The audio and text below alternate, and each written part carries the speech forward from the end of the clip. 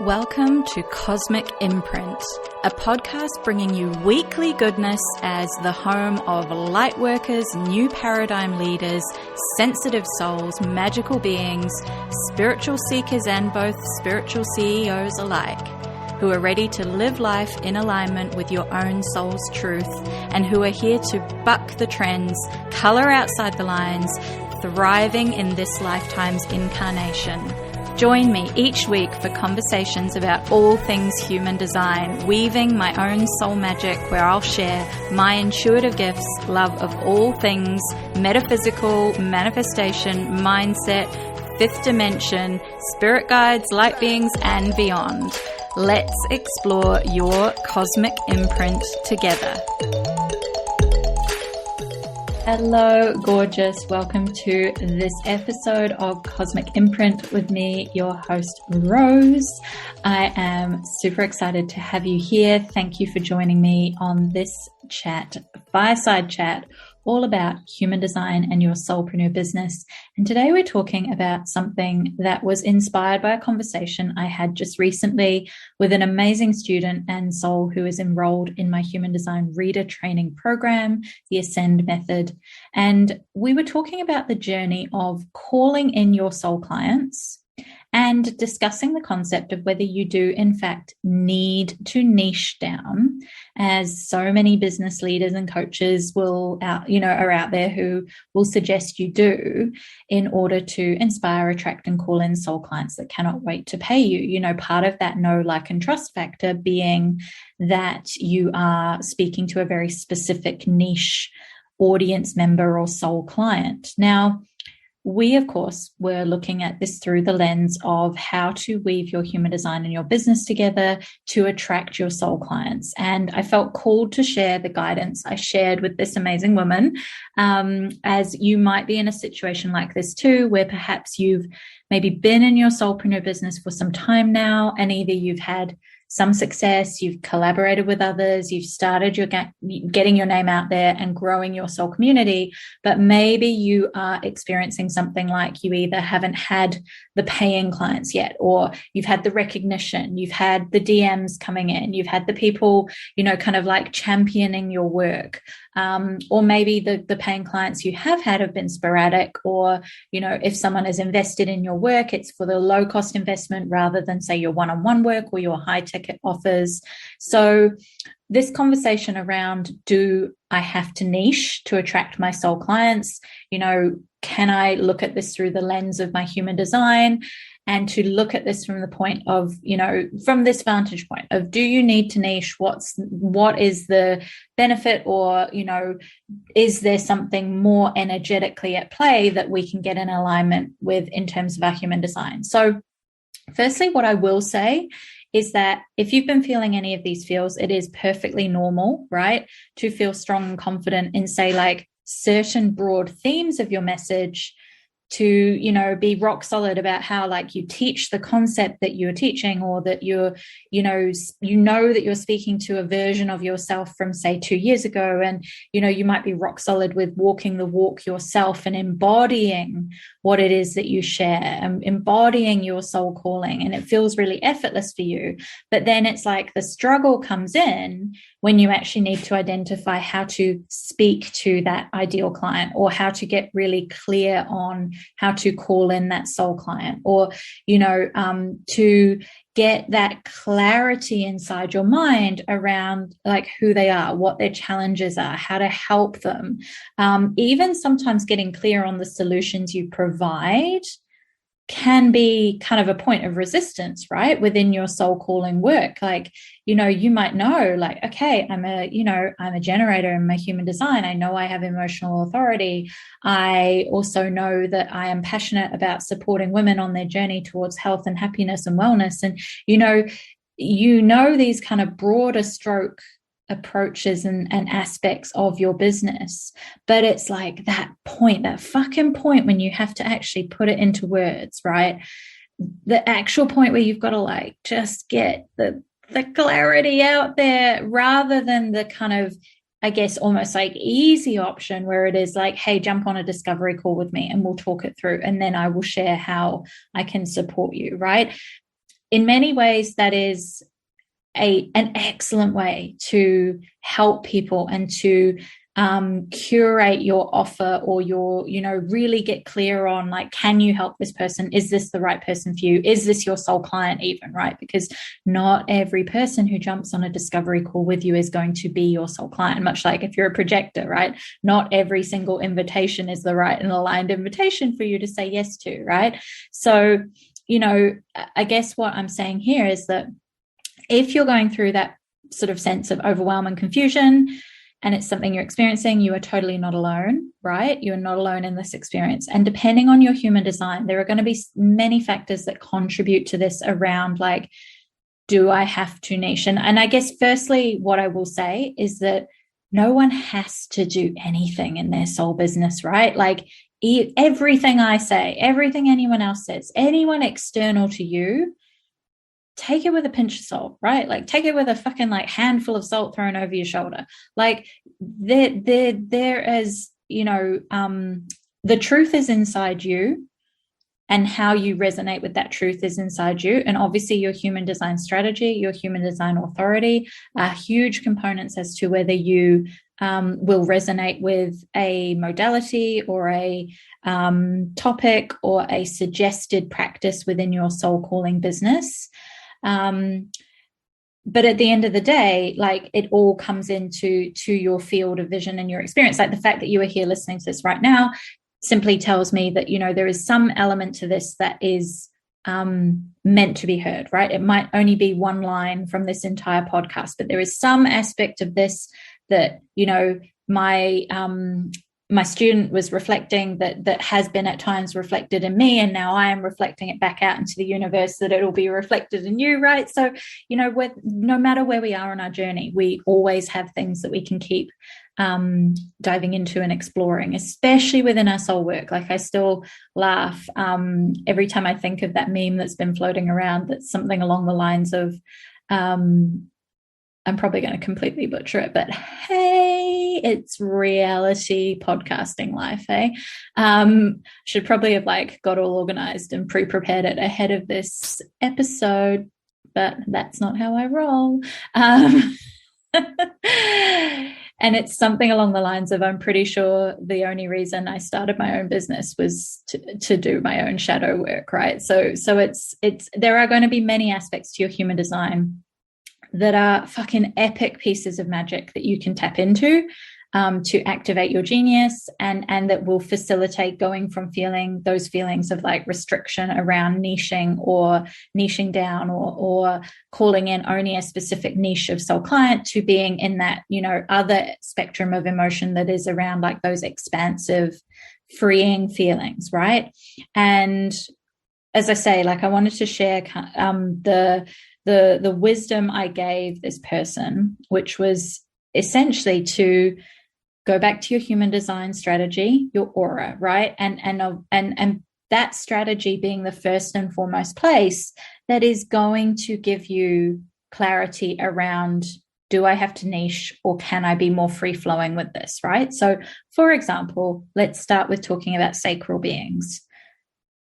If you're a manifesting generator, for example, as opposed to a generator, a pure generator, for many gens, that restrictive, overwhelm, it feels tight around my chest feeling is going to be very common the minute anybody mentions the word niche, right? No matter whether it's to do with your soul clients, whether it's to do with your field of expertise, whether it's to do with your lifestyle and your interests in your personal life, right? Because remember, our soul businesses are just a reflection of ourselves, right? Our truest nature, because that is the point of us living and breathing and embodying our soul calling. So as a Mani Gen, you are quite literally designed.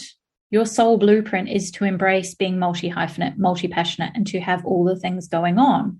So the word niche possibly is something to reframe within your mind.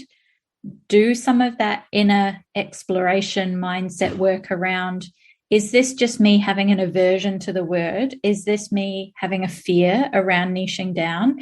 Is this me genuinely responding, aka listening to your sacral as a Mani Gen, to feel like, does this light me up? Does this excite me? Does this delight me? And if it doesn't, then that's your first clue, right? Like that is your first breadcrumb on your path. Now, as a pure generator, that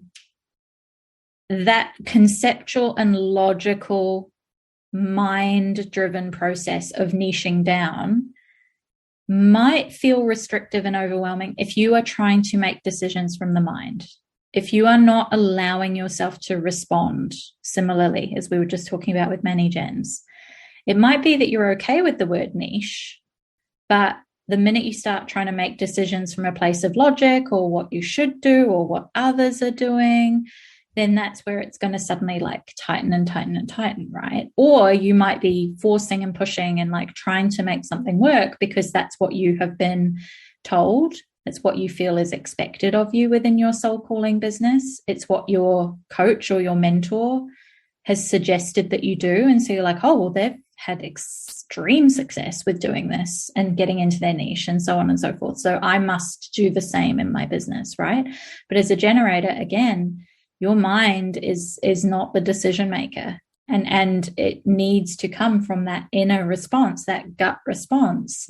And we're going to talk a little bit more about how to work with that in a second. But just as your first kind of like thread to pull on when it comes to niching down, do you have to niche to attract your soul clients? Like where does that sit within your body? If you think about like, am I going to niche down? Does that excite you? Does that feel like oh yeah, this feels good. I feel really good about getting clear. Or is it like, no, fuck no, nah, not sure about that. Like any kind of response that isn't a hell yes for both a manifesting generator and a generator is like your real compass direction going like, oh, okay, if it's not a fuck yes, then I need to continue to follow the fuck yeses, right? Like I'm not going to go down that path and see if I can logically make it work, because already your initial response is telling you in the moment, nope, as of right now, this is not a yes. So therefore it needs to go in the no category, right? Now, projectors, there is a lot of projector-ishness out there, languaging, resources, trainings that will say that you typically are going to thrive within a niche. However, what I will say about this is that a projector's niche does not have to be only one particular person. You know, it does not have to be Sally, who is 32 years old and has 2 kids and lives in a house with 3 bedrooms and wears, you know, clear nail polish. Like that is not what we're talking about when we're talking about a niche. And also for projectors, it is more getting clarity on yourself that is the hardest part. So what I mean by that is that, yes, you may thrive typically with a niche area of expertise. However, it doesn't mean that it's always going to be clear for you or easy to get that clarity on what your niche is, because typically for projectors, at mostly more so out of any of the other energy types, for projectors to see themselves clearly can take time, can take a lot of inner work, can take a lot of inner child healing, subconscious work, all of the things, right? And sometimes also, you know, projectors do really need to receive that recognition from others so that they can see themselves clearly, right? The recognition of thinking of all those things that people celebrate you for, the things that are so effortless to you that people always come to you saying, oh, you're so good at this, right? That can help you on that path to seeing yourself clearly. It's sometimes you just have to start paying attention to what it is that people are celebrating and recognizing you for, because celebrating a projector is all well and good, but the recognition is the most important part. So while it can feel good for the ego to have the claps and to have the, oh my God, you're amazing, what is it that you are truly being recognized for as a projector is your first kind of thread to pull on when we talk about niching down. Now, manifestors. Your niche is going to change with every iteration of your vibe. every initiation you go through into a new next level of your manifestor brilliance is going to change that niche that you so beautifully serve, right? Like, remember, manifestors, you are not here for none of the energy types are here for everyone, right?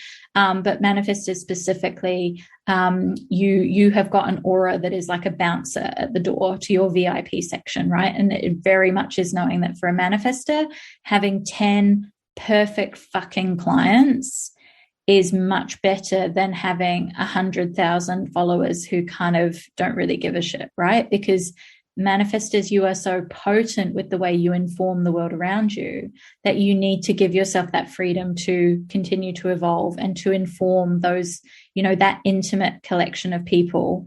Doesn't matter what size that of group, that intimate connection, because it can be 1 million people, right? But I just want to encourage you as a soulpreneur particularly, that giving yourself that permission to evolve your niche and to inform the others around you of that evolution is going to be really, really fucking important to you, because otherwise niching down, whether that's in an area of expertise, whether that is being really clear on who your client is, your soul client is, you're going to feel like you're going to burst, literally, if you have to constrict yourself to fit into someone else's box. And what I mean by someone else's box is that could literally have been the box you created a year ago. And the minute you feel like you have to constrict or restrict yourself in some way to fit into that definition of what other people see you as, is going to feel like you're going to explode, literally. And then we've got like angry manifestor rage, like lava spitting everywhere.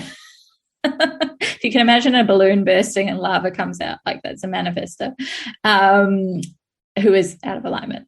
And what I will say is that the manifestors I've seen who have done this really, really successfully is that they have been extremely clear with informing their audience, in terms of their social media audience. They have announced their very clear change of direction. They have changed their bio on their Instagram page, like all of these things, but then they have taken the step of informing. They've either, done a series of Instagram story slides. They have gone live. They have done things that make sure they are informing so that others can decide, like, okay, I can see you are changing your direction and you've evolved and this is your new iteration.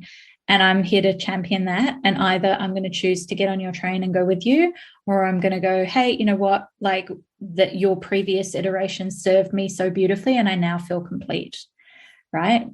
And then, reflectors, like similar to what I was talking about with manifesting generators, like, you're here to embrace the fluidity, right? Embrace your chameleon-like vibe. So do I have to niche to attract my soul client as a reflector? I would say, like, if anything, niching down is actually going to feel like you're dulling your spark and your brilliance, because of the fact that you are going to have so many different, I don't want to say faces, because I don't want that to sound like it's a deceitful thing, right? But I think if you are a reflector listening to this, you will understand what I mean within your soul, that it is, you have a number of different hats you wear every single day, and the vibe changes as the moon moves and shifts and transitions, right?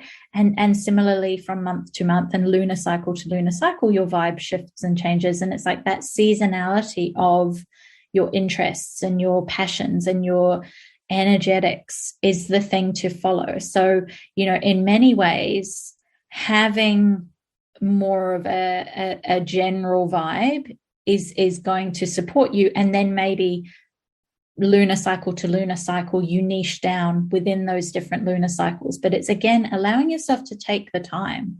And it might be that as a reflector, it takes you your first 12 months in business to really hone in on, okay, as we come around to Aries season, typically every year, I know how my energy works during this time. And then as we move into Taurus season, I can feel that shift. And this is what starts to come to fruition within my soul, work and what I feel called to share about.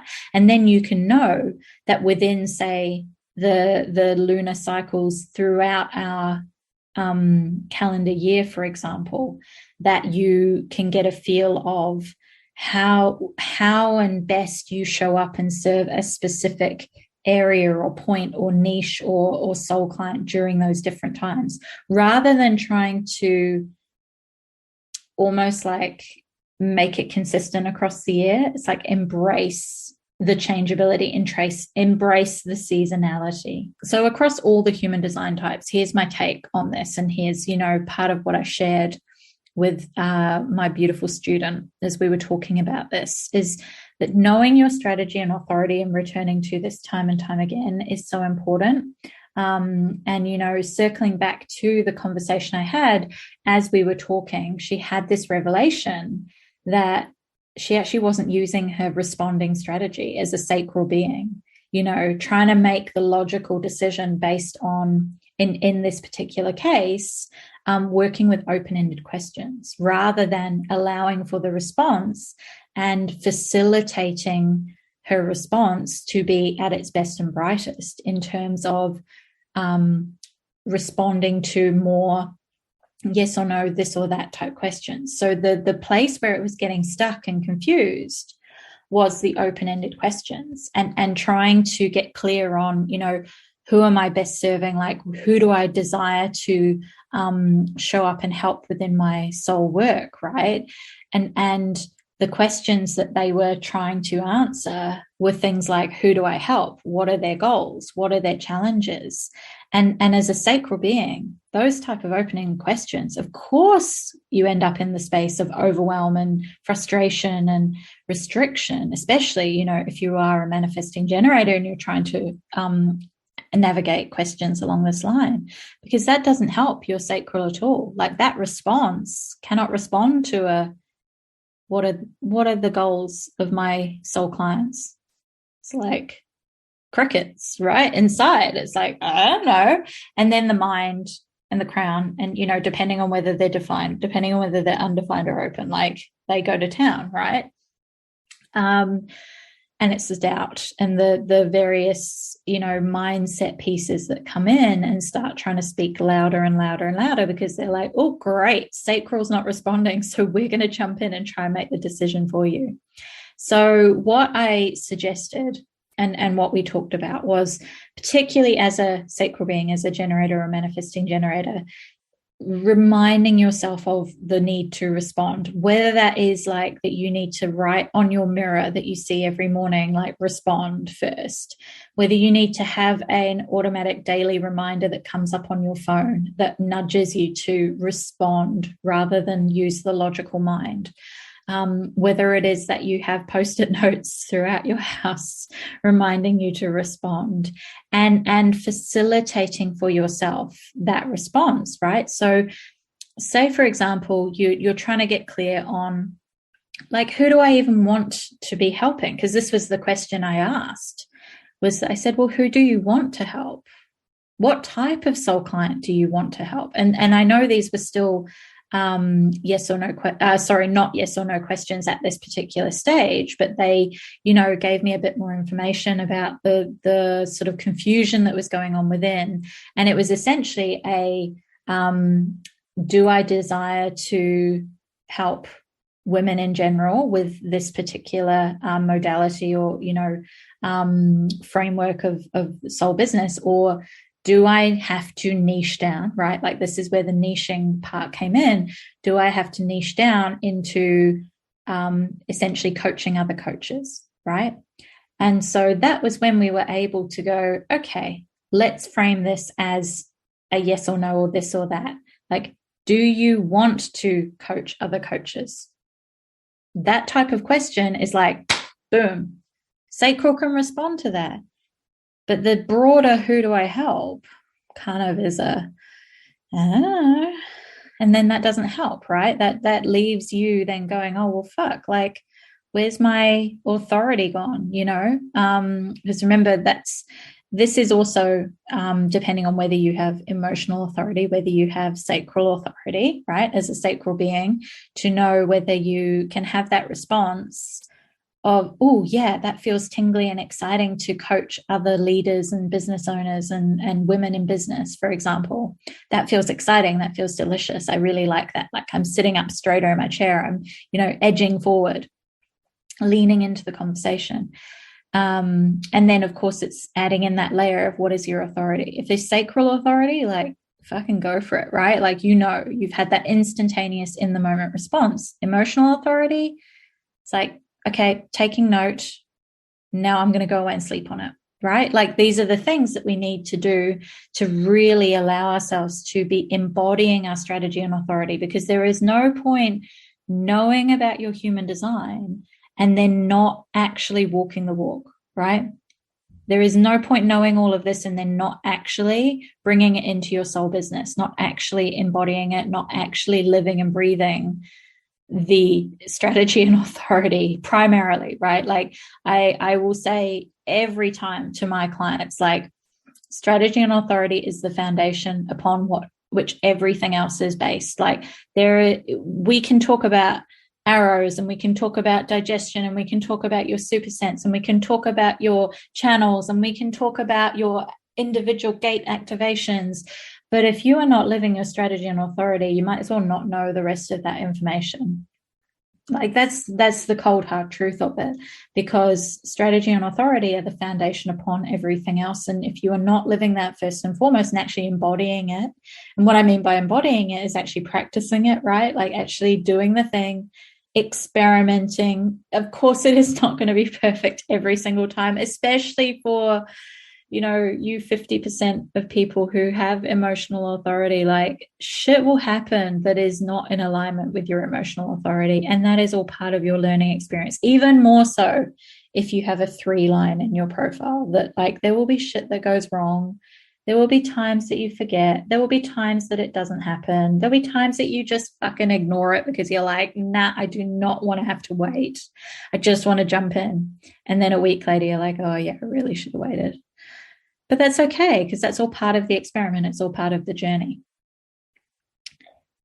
Then for our non-sacral beings, right? Projectors. Obviously strategy and authority, as I've just been banging on about. But what do you recognize yourself for is probably your biggest question to ask when it comes to whether to niche, or whether, do I have to niche down to attract my soul client? What do you recognize yourself for? And who do you see yourself as helping? Because remember, as a projector, to show up in your soul business and to thrive and to be in your alignment, you have to recognize yourself every single day for your own magic. And you have to share that from an energy of no expectation, no hooks, no catches, no need for others to even interact with what you're sharing, but you need to recognize yourself for what you so uniquely see, what you came here to embody, what you came here to give to the world, and those people that you see yourself as in your power helping. So when it comes to niching down, yes, absolutely, for projectors, like, you are not here for everyone. Your energy is sacred. Your wisdom is sacred, and it is, most potent when you are speaking to a soul community that are aligned for you, because they are going to be the people who recognize you, right? There is no point in a projector trying to essentially expend your energy trying to serve everyone, because that is not a projector's way, right? Like, projectors see the efficiencies, projectors see the smoothest path, the easiest route, the most efficient way of moving forward, the things that others can't see because they can see that bigger picture or that longer view, or they just have that insight that is so unique to you as a projector. And those are all things to really, like, not safeguard, but to have really clear energetic boundaries around, right? That it's like the right people for you that will quantum leap. But in the wrong, a misaligned environment where you are just trying to share it with people who have not recognized and have not extended that invitation, that's where it ends up with, like, projector burnout, right? So when we talk about niching, as I say, it's less about, for a projector, speaking to one specific person, and more about the niche of what you recognize yourself for. what is the niche that you recognize yourself for? And then double down again. If you have a 2-line in your profile as a projector, like that's where it can get a lot more specific. But again, it's within an area of expertise. Especially if you have a 2-line in your profile, that is your area of like genius that you can't explain how you know what you know, but you just know what you know, right? And then for manifestors, your niche, as I say, is really whatever urge you currently have within you. Like that's your niche. It's less about other people and more about what's within you as a manifestor. And that can sometimes be quite hard to get your head around, especially if you've been heavily conditioned to put others first, or to always make yourself small, or to dim your light in order to fit in, or, who are you to have such grandiose dreams and aspirations and ideas about what is possible for your life. So for manifestors, your niche is that urge that you have within you. And a side kind of little nudgeroo of remembering that you have to initiate and you have to inform others in order to make it happen. Even if that feels hell fucking scary, you have to be the one to initiate. Manifestors, like that is the only way your urges are going to come to life, and the only way your niche is going to be served is if you initiate it and you inform others, as we were just talking about before, on the way to making that happen. And it is okay for you to change your niche. It is okay for your urges to change. It's the initiation and the informing is what smooths the path and makes it happen.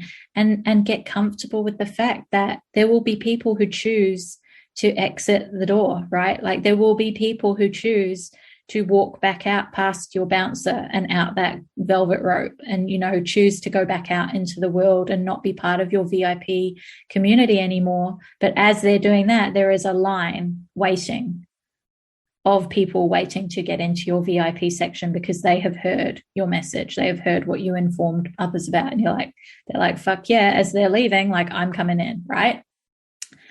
And then for reflectors, really it's again, like as we were talking about, it's what feels exciting and delighting to you. Play with those feelings. Give yourself the time to get clarity on what your niche area of excitement and delight is. The time bit is so fucking important for reflectors, because there will be that surrounding conditioning and pressure around things needing to happen rapidly, things needing to happen in a linear way, that I will say, like in little air quotation marks, that abundance and success comes from following this 10-step structure and plan. But actually for reflectors, your way of getting to that clarity around the excitements and delights that really feel aligned for your soul come with time. And it's the only way that clarity comes. So really give yourself so much more time than you ever probably have been told is allowed, or like you've ever been given permission to before. And of course you can take action on things without having to wait like a whole month. But it's giving yourself that permission to go, okay, for the stuff that I know is going to be my really like core aspects of my business, maybe I will just start with something that I know already feels exciting and delighting to me, and I know I can get that ball rolling, and that's already something that is on its way out into the world, or it's already out in the world, but you're giving that long lead in time to the core thing, the core aspect of you. And maybe it's more than one offer, maybe it is just one core offer, but you are allowing that time for it to gather that momentum and clarity, not only within you, but remember, it's that reflection of the world around you. So as I say, things like, those questions for sacral beings, like, do you want to serve this soul client? Do you truly desire to help this person, support this person? Just because there is a certain type of soul client in your DMs asking you questions doesn't always mean that they are your soul client. And what I mean by that is that, it's important to not allow ourselves, especially in these early stages of your soul business, if you are in the early stages of your soul business, I should say, that just because someone is there in your DMs doesn't mean you have to serve them. right? It doesn't mean that they are your soul client. I think sometimes we can get a little bit too eager to just jump at the first person who responds or replies or sends us a message.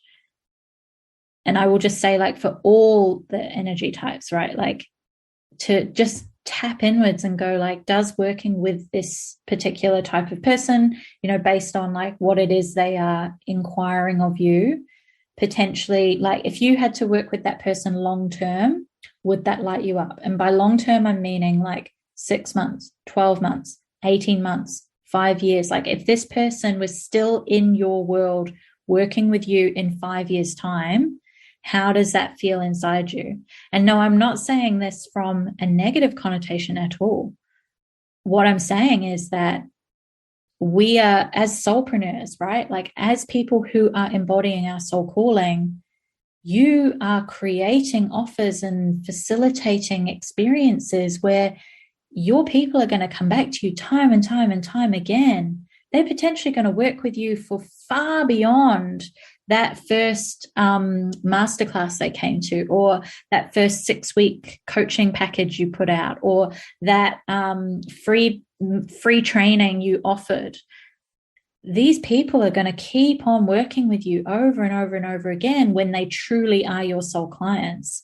So this is the thing. I always, stop and like just check in and go, okay, if I'm receiving this invitation, being a mental projector, right? Like, so I'm just putting this through the lens of like a projector strategy.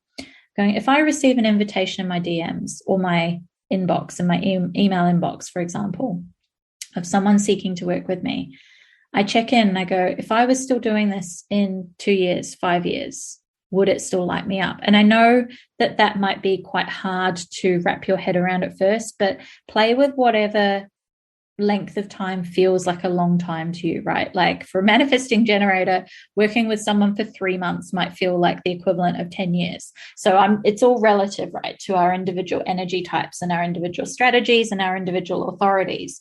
But what I will say is that, like, just to tap in, and that will give you that kind of clarity around, is this aligned for me, or am I simply jumping at an opportunity to have some income in my business, right?